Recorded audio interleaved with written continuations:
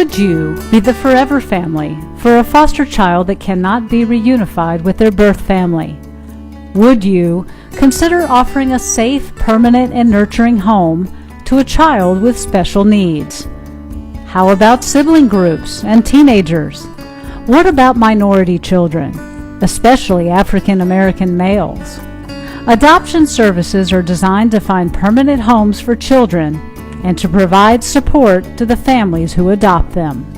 When people come to you and they say, hey, I want to adopt a kid, what is the process? What is it that you tell them? Well, there's many different reasons why people come to our agency to adopt, and it's very interesting to always hear what their stories are. Sometimes it's a family who's wanting to expand their family. They may have children and just feel a need to offer their home and their love to another child. Sometimes it's a family who's never been able to have children. So we listen to what their story is, and based on that, we do offer training to help them to think a little bit more deeply about this decision, and we call that a mutual assessment that we're doing. The Department of Social Services offers a 30-hour foster adoptive pre-placement preparation class that prospective parents must attend. They currently consist of 10 classes, lasting 3 hours each. During the classes, you will be required to write a short autobiography of your life and complete weekly homework assignments. We have 30 hours of training. They come in and attend the training in the evenings and learn about children, why they came into foster care, what the circumstances were, what their needs may be, and how they may be able to help them, and what the process is for adoption if the child does become available for adoption. So they learn from the get-go how a child becomes available and what their needs are. After the classes are completed, a social worker will visit your home and prepare a home assessment of your family. An adoption committee must then approve the assessment. Your assessment will then be sent to other counties for consideration of available children for whom you've expressed an interest in parenting. Placement time varies from 6 months to several years. Our objective for these families is to educate them first and foremost. We believe once we educate them, then they can make an informed decision on what is best for themselves and their family, whether this is the right decision to take a child into their home. And not only that, but what type of child they can take. 3 kids of your own, they're out of the house, you're finally getting some me time, and all of a sudden, you're sitting here thinking, I'm going to add to my family. Tell me about that story. Okay, well, the first little girl I adopted, well, like I said, I got her when she was a month old, the joy of my life.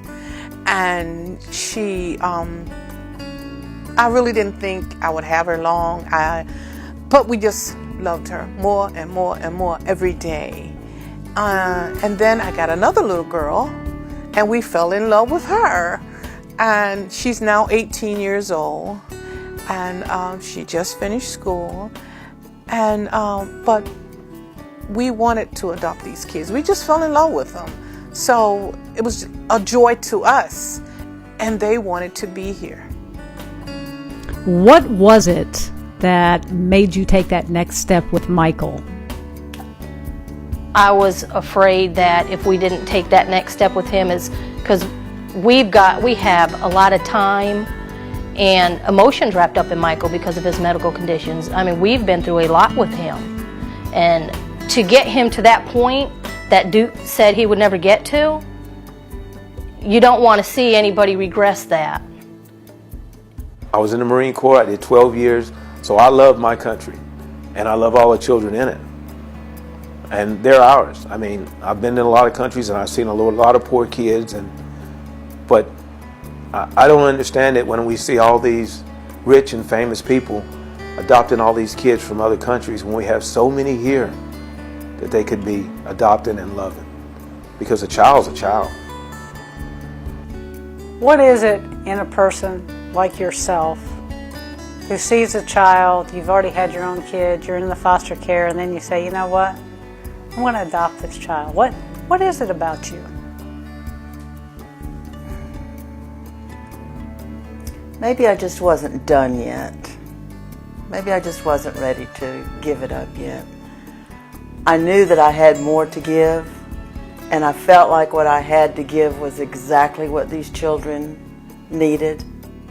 And my husband and I don't have children together, and I really wanted to parent children with him. It would be a different experience for me and for him.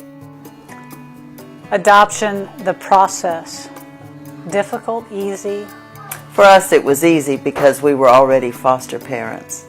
So it was just a matter of sliding the paperwork from one side of the desk to the other. We had been through the home study, obviously, frequent home checks from social workers. So for us, the process was painless. We typically tell families who come to us and want a baby or an infant, I'm sorry, we're not the agency for you, and I'll refer them to a private agency. But the children that we have available for adoption are children who are in our foster care system, and the majority of those children are older children, they're siblings. It's hard to place 2, 3, 4 siblings together in a home and try to keep them together. And that really is our goal. We'd like to keep the children together if we can. Prospective adoptive parents must be at least 21 years of age. Married couples, as well as single men and women, are encouraged to adopt. You can be of any race and religion to adopt. Prospective adoptive parents will be required to have medical examinations. Additionally, criminal background checks, including fingerprinting, is required for all adoptive applicants.